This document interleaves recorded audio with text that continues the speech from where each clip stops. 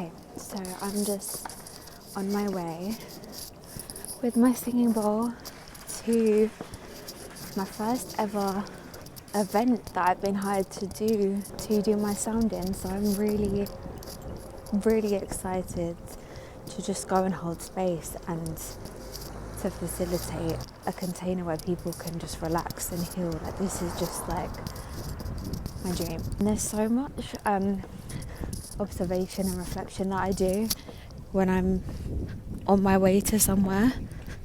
I feel like the tendency to want to listen to something or to just be on my phone, especially when you look around and everyone is on their phone, it's become like weirder to just be that person that's not on their phone or not doing something, filling the space. It's just funny. I mean, I did listen to a Ram Dass podcast because I just feel like, I guess it depends what kind of content you are listening to. You know, sometimes it can really help you come back to the present, the here and now. And it's about being really discerning with like what you're consuming and what is bringing you back to the present, bringing back to the here and now, or what is kind of, oh, there's a wasp on me. Hello, you see? Okay, that's a sign. Is that a wasp or is that a bee? I don't know, but both of them I find are like messengers. I'm getting so many signs about bees at the moment. Oh shit. that thing's cool. I'm getting so many signs from bees. They've always been quite significant to me, but that was beautiful. Anyway, it's very easy now because we've all been very conditioned to just kind of zone out, to escape the here and now. It feels almost awkward and weird to just be here because you look around and no one else is. Everyone else is on their phones or distracting themselves, and we've trained our minds to just like find it boring. It's just interesting because now I'm on the train and I just love looking at people, looking around and just like seeing, just observing and just like breathing it in and out. Just getting comfortable and safe with being here, being present. And when you do that, you start to catch like all the synchronicities and all the like beautiful moments. There's space to like catch someone else's eye who's also doing the same, and you have a smile and have a moment, or even with an animal or something. It's just like you really start to feel like the blessings and the synchronicities that actually are all around you. But if you are constantly flooding your mind, your brain, your field with overstimulation, with so much, then everything just becomes like what word am I thinking of? I don't know. I feel like I need to focus on where I'm going. But yeah, I just wanted to say that. It's a beautiful day. Oh, that was like a workout holding that up. The last few months have just been such a journey inwards. The last few years, really. But like in the last few months, it's been like whenever you hold something with importance, there is a level of attachment to it, and then therefore you set yourself up to be able to suffer from it.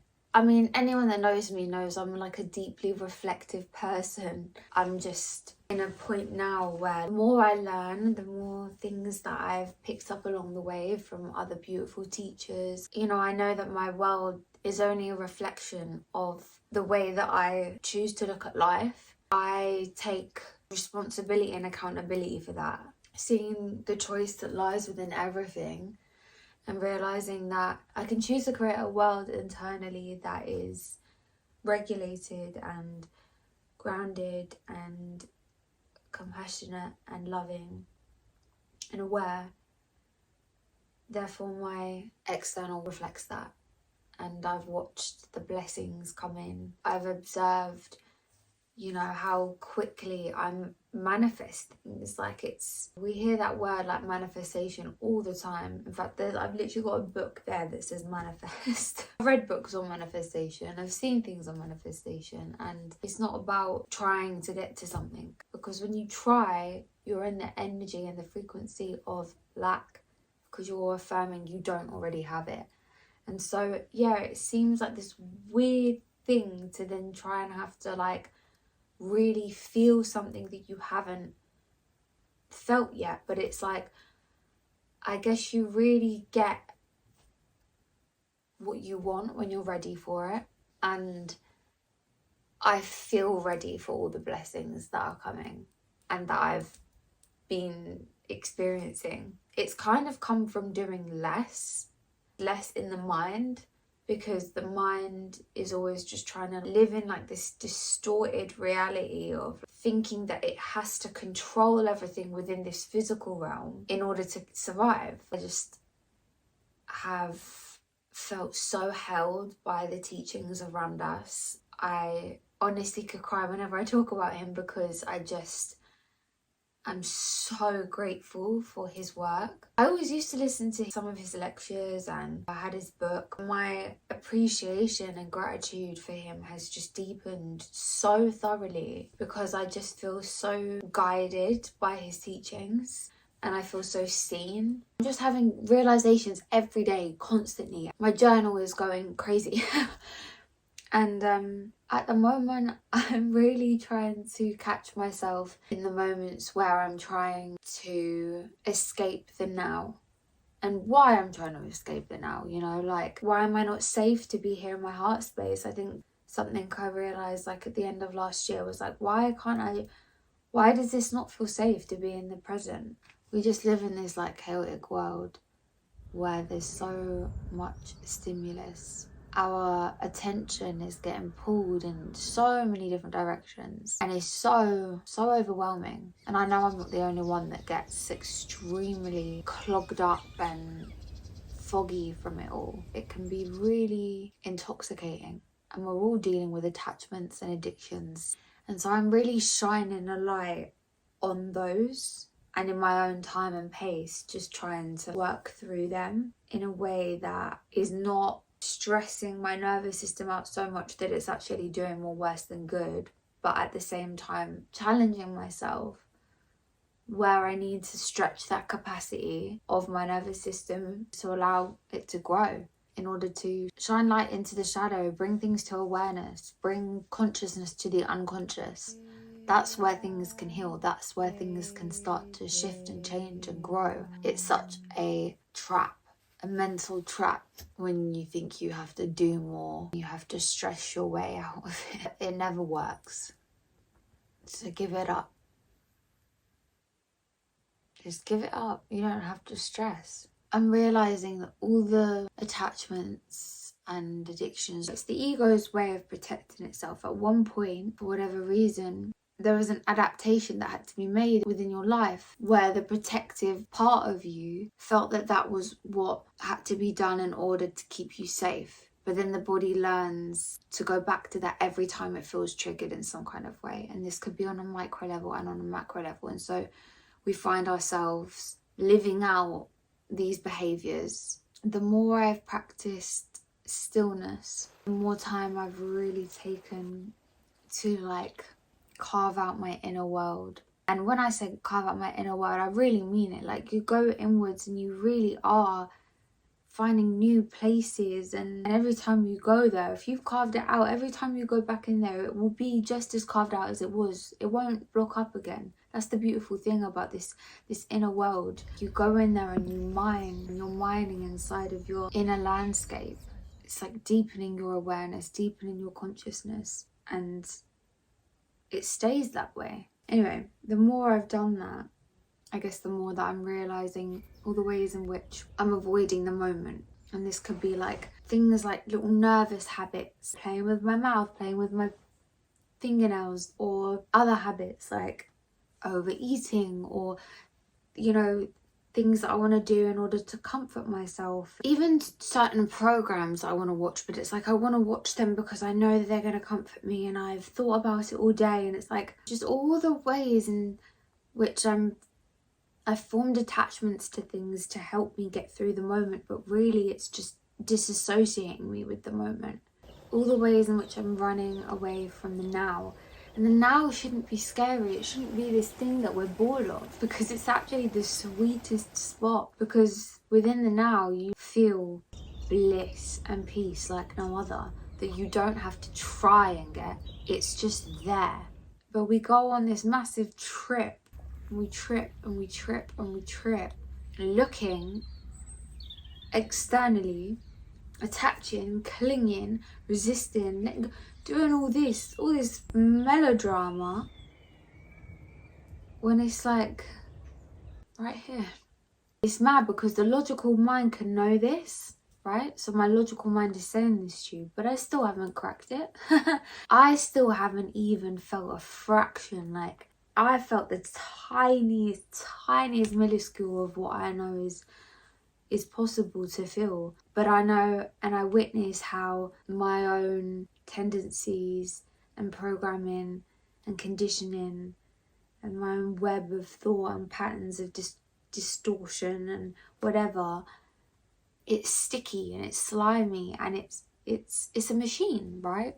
Our brains are a machine. So I can logically know all of this, but there's so much catching up that the subconscious mind has to do. I say all of this to say, I've noticed the patterns in which I've always tried to fill this space, ways in which I've run away from the now and fallen into the trap of consumption in order to comfort myself, when really probably what I needed in that moment, what I know I needed in that moment, was to honour whatever I'm feeling, bring it into awareness, hold it with love and compassion, because I always have love and compassion that I can give myself. I've got that in there, like we all do. We've all got love and compassion that exists within us, that we can put out the bag. We know how to be nice to people. We can be that for ourselves. 100%, it's in there.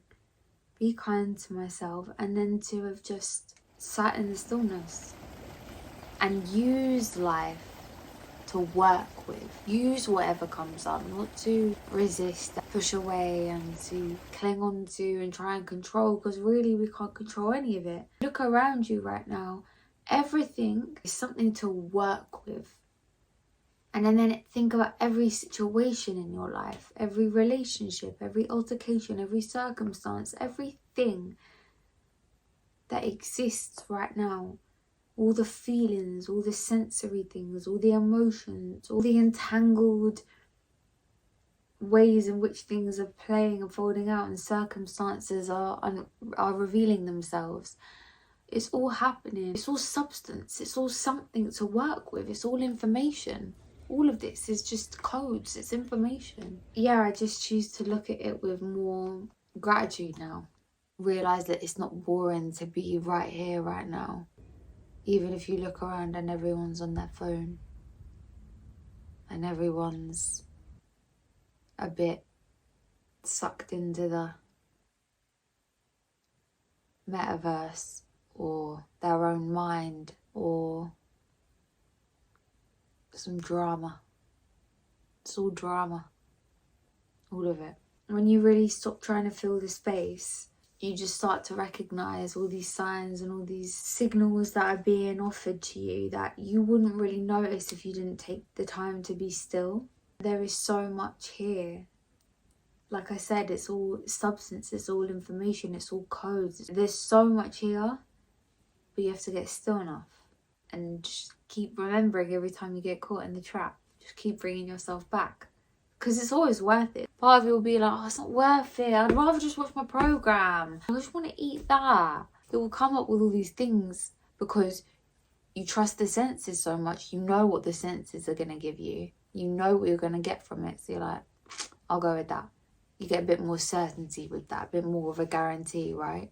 You don't know. There's some level of uncertainty, some level of trust that you're going to have and faith that you're going to have in order to step into the unknown or choose something that's a little bit more uncomfortable or choose something that's a little bit more uncertain, whatever that may be. But when you do, it always pays off. When you really get still, the moment gives you everything you need to know. Because that's when you're surrendering, right? And when you surrender, you literally offer yourself up to all of the peace. So much peace, man. So weird though, like saying all of this, but then applying it. Like, it's not always easy, right? That's why we forget so we can remember. We just gotta keep bringing ourselves back to the present moment. Keep remembering this. Keep remembering this. Keep remembering this. Keep remembering this. And every time it gets a bit easier. Can't kick ourselves every time we forget. Otherwise we'll never, ever find ourselves in this state of peace and bliss. Because we'll always just be kicking ourselves, right? We have to learn to really, like I said, just hold love for ourselves. One thing we not gonna do is chase the thing that is not for you. Another thing we not gonna do is keep holding up when the thing is through. Like I said before, don't break your back. Always run yourself to the ground. You. My way to heaven.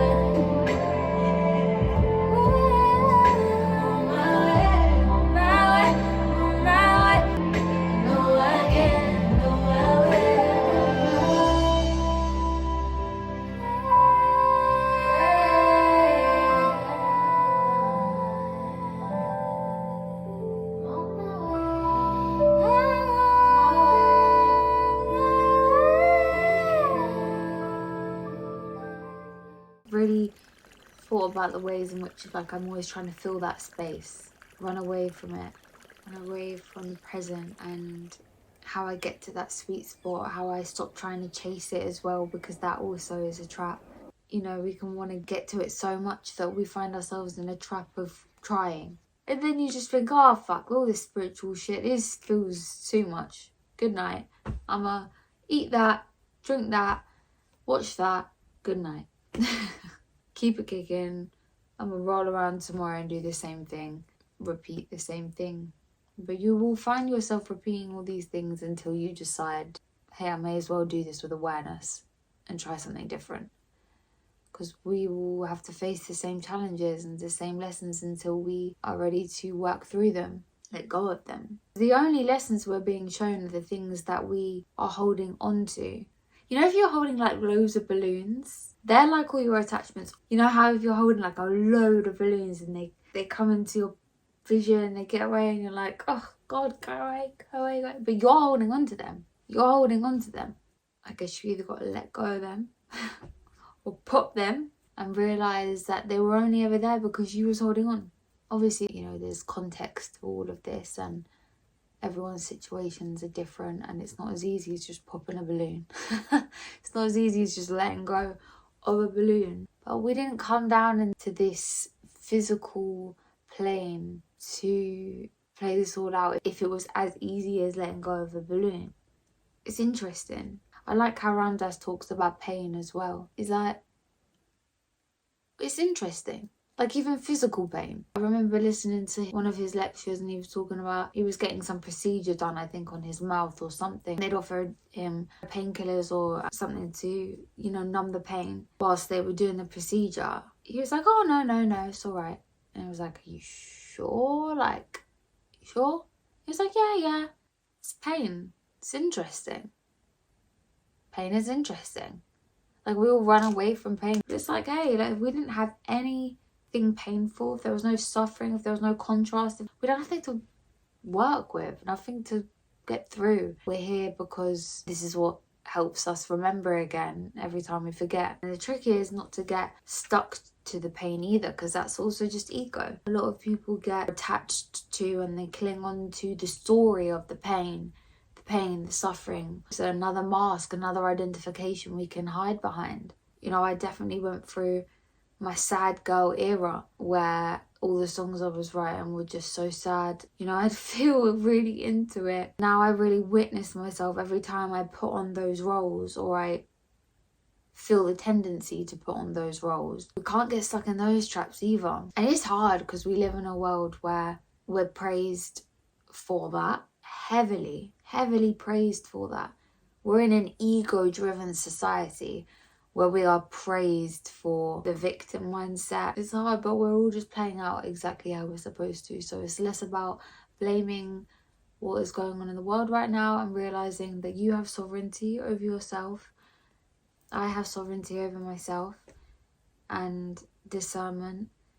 And I hold the blueprint for what I need in order to get to where I want to go. Because the ego will chase. The ego will chase endlessly.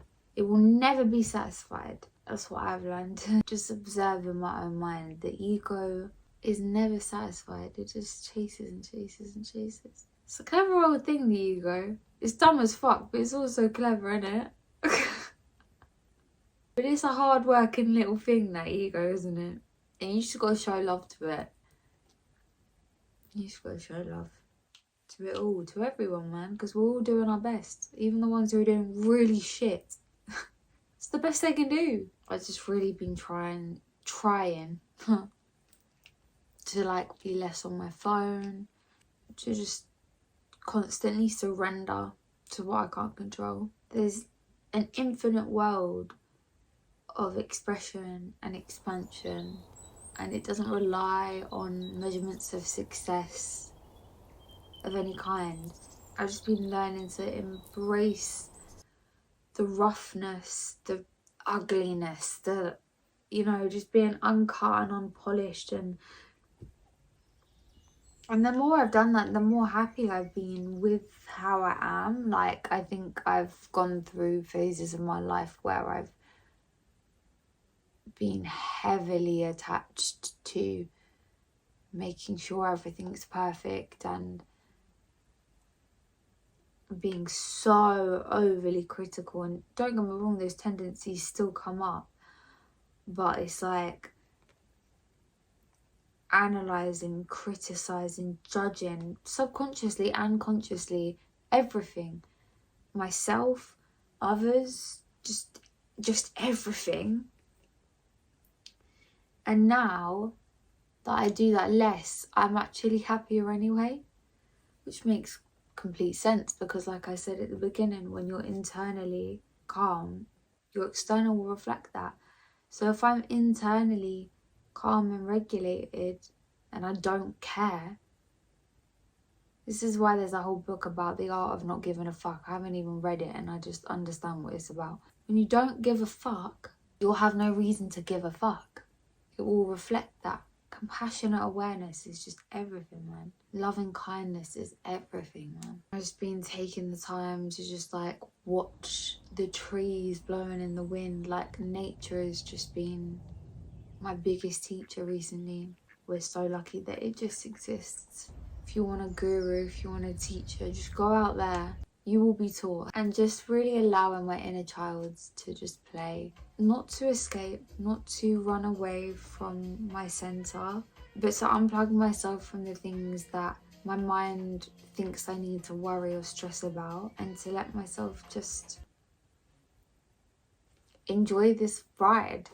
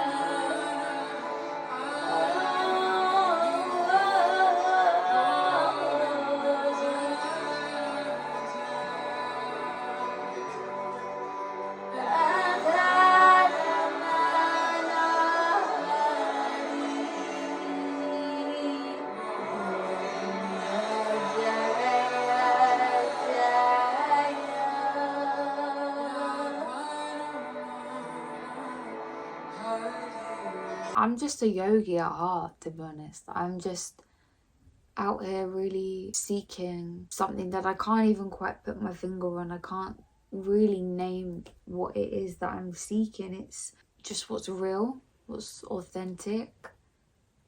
And I see it in people. I saw it in Ram Dass, and that's why it brings me to tears when I think about him. I can't believe he actually brings me to tears, man. It's weird. Because like, yeah, of course I can believe it. Because when you know what we're talking about, of course it'll bring you to tears. Even that was just like, that check was just like my ego being like, can't believe it brings you to tears. It was like, yeah, you do. You know why it brings you to tears. Just seeking realness, and I don't even want to say meaning, because I know I kind of have got to a stage where I know that this isn't about finding meaning. It's the ego, it's the logical mind that wants answers and wants something that it can attach itself to. But just peace. Peace. To be free of the burdens. But it also takes discipline, a level of discipline to do these things, because we've really built addictions almost, and habits and patterns in the way that we do a lot of the things that we do. So we might not even realise that we are kind of addicted or have a bit of an issue with a lot of these things, because there's nothing challenging us to stop them. Because unless something's harmful and we're doing it really excessively, we don't really get challenged, either by ourselves or by others. You know, it's not until, for example, with my eating disorder, I was really underweight and, you know, symptoms were arising, that people would make a comment. But if there weren't symptoms that people were picking up on, no one's saying anything, right? And no one's challenging it. We wait to challenge things until we feel like they're having a negative impact. What I'm aware of is that I don't want to wait for things to have a negative impact. Like, some things are just becoming vices to escape the present, and I don't want to keep escaping the present. Just practicing getting okay with being bored, just becoming aware. That's the first step. Just become aware of the attachments that I have. We don't have to try and get rid of them in a day, but just become aware. Things like painting, spending time in nature, doing my like henna on my hands. I've been reading the Bhagavad Gita again. I do my qigong in the morning, and that's like so beautiful. I just do 10 minutes of qigong in my garden every morning. I didn't think it would make that much of a difference, but it really has. I'm just so grateful as I do it. It's a practice, so every time I meet myself there, I'm tuning into how I feel and reminding myself of the peace that I have within me, or the nature that is around me that helps remind me of that too. And it's a way just to come back to yourself. And all these things are that I'm trying to practice, I guess. And if any of them become something that becomes just a thing to do again, then I'm looking at it the wrong way, because I can't be doing these things just to tick a box, right? It has to be really what's helping me in the moment come back to the now. Journaling is a big one. I love journaling. Kirtan. I love mantra, and I love singing. I love dancing. And I'm looking at devotion in a different way now. The word devotion. I always thought like devoting yourself to something was like just this weird line. I didn't know whether or not like I've kind of understood. But I kind of feel like the frequency of devoting yourself to something with sovereignty, with an understanding, with love, with surrender, it puts you in the frequency of absolute bliss. That's what it is to be a devotee. Singing and dancing in devotion is just a beautiful thing to do. And just listening to Ram Dass lectures, practicing my sound on my sound bowl. just really getting out of the way. That's a beautiful way, because I'm just like getting out of the mind and allowing, channeling whatever's meant to come through, letting it come through. Is a real practice to actually get out of the mind in that one. Eating with no distractions, because it can be so easy just to put something on while I'm eating. But really honouring the fact that like I'm here with my food really helps me to tune into my body, tune into the gratitude that I'm feeling for the fact that there is an actual meal in front of me. Like so many of us are so used to just having it that we're not honouring it, we're not grateful. You can pretend you're grateful. You can even say your prayer. A lot of religious people will still say their prayers before their food, but they're not even at the frequency of gratitude, because it's just become, like I said, something else to just tick a box like, oh, I said my prayer. But the whole point of prayer is to be present with the gratitude that you're feeling. That's what connects you to God. That's what connects you to Source. That's what is keeping this energy exchange. You've been given this food, the gratitude back for the food. You pray over that food, knowing that the food is giving you the nutrients, the energy you need. It's this energy exchange. Everything is an energy exchange, right? Back and forth. You know, I say all of this, but it's so easy to just stick something on. Having discernment with myself is a practice. There's a lot of ways in which I feel like I've been trying to just come back to the present and stop trying to fill this space. It kind of looks like my hair is short, like a little bob, doesn't it? That's how I had my hair when I was little. But it's actually so long. Anyway. One thing that I've been doing in the last few days actually, which I just want to integrate into like part of my system so it just happens automatically, is that every time I feel some kind of like dysregulation or anxiety, or whenever my nervous system feels a bit activated, because a lot of the time my system has spent in the sympathetic nervous system, which is dysregulation, fight or flight. So many of us stay there and we don't even realize our bodies are in that state more than they are in rest and digest, which is your parasympathetic nervous system, which isn't right. But we live in such overstimulating, overwhelming environments that we make it extremely hard for ourselves. And that's why it's like, if you don't have practices that are allowing your state to calm down, then it's like no wonder we get all these dis-eases, these prolonged states of stress that we keep our bodies in.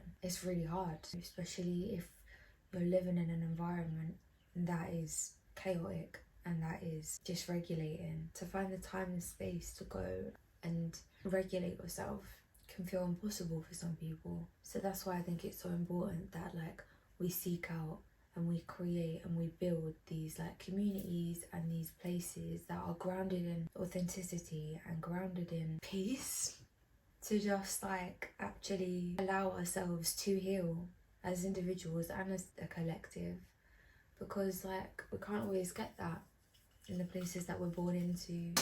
It's hard. Anyway, one thing that I've been trying to do is whenever I've been feeling, even if it's just a ripple, like a little cortisol shot, a wave of anxiety, a bit of adrenaline, I've been telling myself, right, reframe, rewire in this very moment, tell myself something I'm grateful for.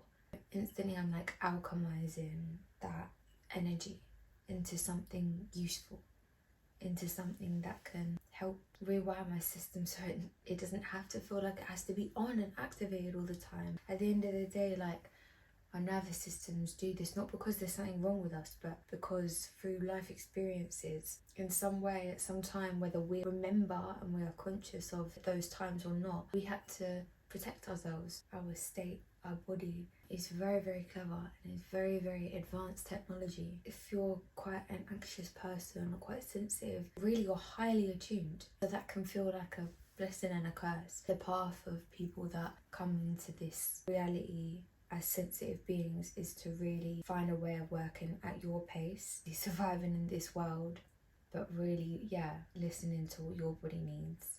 First of all, you've got to get rid of all the beliefs that there's something wrong with you, trust in yourself and regulating yourself. Self-regulation is so important. I'm really trying. That's just how I've been alchemizing. I was just like doing my everyday kind of evening thing. Naturally, you lean towards doing the things that you do every day in a routine kind of way. And for the first time in a very long time, I just decided to kind of interrupt that pattern. I'm not used to kind of feeling into the body and asking just how it is, but that's been a real priority for this year, really. I notice all the parts of me that don't serve my highest good just breaking away because of that, because I'm truly listening to what my soul needs, not just the parts of me that are stuck in lack or in fear or afraid to upgrade and shift frequencies. I just kind of laid here and I felt into my body and I instantly just started crying. And I used to not understand or like want to try and understand why. Where is it coming from? But I think if that emotion is arising to cry, to whatever, then it's to be felt. So that's not the time to try and sit there and figure it out and use the logical mind of like, oh, where's this coming from? Why am I feeling like this? That's the time to just feel it. And in feeling it, usually the answer just comes anyway. I just felt grief. There's a lot of unprocessed grief that I've just never really allowed through. I cry a lot more now in my adult years, but when I was younger, especially around my dad passing away, there was so much emotion suppressed because I just did not know how to cry. Like, I just was embarrassed to cry. When I was younger, I had no idea how to. No one taught me. And you know, now looking back, I can see, like, I don't blame my family at all because they are just who they are. But I didn't know what I was doing. I did all I knew how to. That's okay. So I just closed my eyes and like guided myself in my mind to go meet that inner child. And I did not lay down and have any intention to do that today. I just kind of just ended up doing that. And I just kind of like told her all the things that I know now that I think would help. And I held her heart with one hand on her back on the other and just kind of just like reminded her of her heart space and that she was safe to go there. Like, she really is safe and that it doesn't matter what's exterior of her. This is the heart space. I'm allowed to feel. It doesn't matter what it looks like. I find it hard sometimes to visualize. My mind gets in the way and it like tries to visualize because it starts thinking, oh, what are we doing here? We're doing a visualization. We're doing an inner child healing. And we come in and like do this and do that. Then I'm like, oh, shut up, mind. I'm trying to do it. And I take myself on a few trips before I feel like I can settle into what I'm trying to do. Or sometimes my mind distracts me so much anyway. I know people who can really just close their eyes and tap in and go there and meet that child. I don't know. Sometimes I get caught up in thinking, am I doing it right? But this is a practice. So every time I allow myself this time to go there, to just be in stillness, I'm figuring more out, you know? And like, I just cried. I gave myself some Reiki. Some emotion came out, some tears came out. It was cool to do that. Those unconscious aspects in me haven't been given the space or the time or the attention to do that, and so they just stay. And it helps me make sense of things because the answer kind of did come. Like, I just did not cry when I was young. I suppressed so much. I was so scared to cry. I was shy. I don't know what I was shy of. I think whenever I did show emotion, I wasn't really held with awareness. I wasn't ever met as deeply as I felt things by my family because they're not able to go there emotionally themselves. And I struggled with that a lot growing up, but I didn't realize I was struggling. When you're young, you just kind of adapt. But then they become your coping mechanisms. That becomes your behavior and that becomes your norm. It's not till you get older and you start realizing maybe these patterns aren't helpful. Maybe my nervous system is completely wired in a way that isn't serving me very well at all, that you then have the space to reflect and to go back and try and heal that and rewire that. My nervous system has been so alert in so many ways, from like little traumas throughout my life and then big traumas, and you never think it's that big of a deal because it's your norm. That's why so many people are like, hey, there's no point in me going to therapy, because they're so used to it. It's just your norm. Like, yeah, it's just how I do things. So it never feels like it has to be that big of a priority. You wait until it turns into a disease because that energy has to go somewhere. It starts manifesting and expressing in the body out into symptoms of disease. It's not not till then that we start to say, oh, I need to do something about this. We don't even connect the dots then. That's when your body is like screaming out and just trying to signal to you, process this energy, process this emotion, release it. Otherwise it starts to manifest its way into the body. And it's all making sense. The fact that I had an eating disorder, it's all unconscious aspects of me that were in my mind because of the coping mechanisms I've had, because of the ways that I felt about myself, the values that I had, because of the lack of self-trust, because of the ways that I ran away from emotion, from the now, from the present, because it felt too overwhelming to deal with at one point in my life. It's so cool to have these moments of reflection actually, because it's like, wow, this really is everything. I feel so much shifting, so much. There has just been this rapid transformational energy to everything, just constant shifts, constant change, and I'm here for it. I love this shit. I love growth. And the beautiful thing about like self-realization and growth is that when you're truly doing it authentically and with purity in your heart, it doesn't even feel like you're getting to something that always felt out of reach. It actually just feels like you're coming home to something that's always been there, and it feels so right and safe and warm. And maybe that did feel out of reach at some point in your life, but what I mean is you perceive it in your mind as something out there, and you only ever come back here. And it's so beautiful. Oh my goodness, I go on all these trips and I only ever had to come back here. Giving myself the time to just do this without rushing, without pressure. I feel like I'm not doing enough of something else that I've got on my to-do list today, or to just sit here and remember there's nothing to do. To look out at the sky and make shapes with the clouds. They're the things I remember doing so much as a kid, and looking at nature, observing it and understanding things on a different level. And then we kind of lose that because we stop looking, we stop observing, we stop allowing ourselves to feel the subtlety of reality. And that's where all the beauty is, the present, the now. But if we're in our mind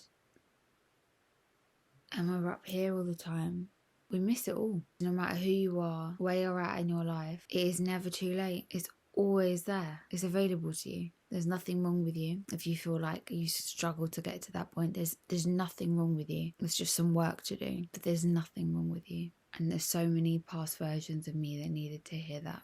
I'm grateful for all of them because she got through it. She got through the things that she thought she couldn't. That's what's so cool about this life, man. It really is a trip. There really is nothing to do. Sometimes it's just coming back to this softness, this stillness, and just contemplating and just being. But really just being, not just saying I'm just being. It can be hard to actually embody something because we talk about it so much. We post about it so much. I want to make sure I'm also really being. Yeah. I'm gonna just take a second. I need to go right now. I'll go, but this matters more.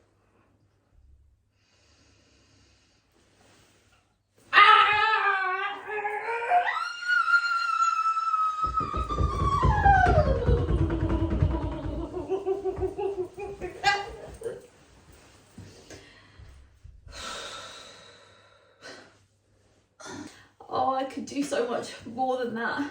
Do you know how many people I've spoken to? And we all just crave the same thing. We just want to go to a forest and scream. Scream somewhere where people aren't gonna, get worried that something seriously wrong has happened or we're being hurt. I'm okay.